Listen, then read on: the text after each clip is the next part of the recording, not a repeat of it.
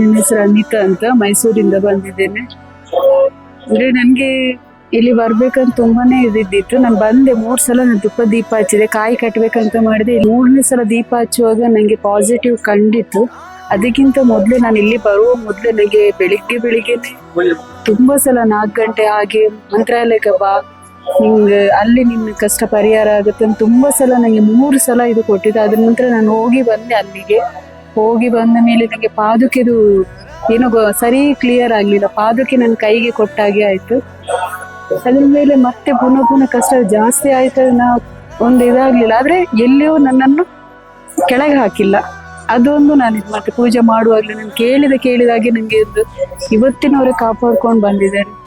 ಅದೊಂದು ಅದಕ್ಕೆ ನಿನ್ನೆನೂ ಹಾಗೆ ನಂಗೆ ಇಲ್ಲಿ ಬಾ ಅನ್ನುವ ಇದು ಬೆಳಿಗ್ಗೆ ಸೀದೆ ಇಟ್ಕೊಂಡು ಇಲ್ಲಿ ಬಂದಿದ್ದೇನೆ.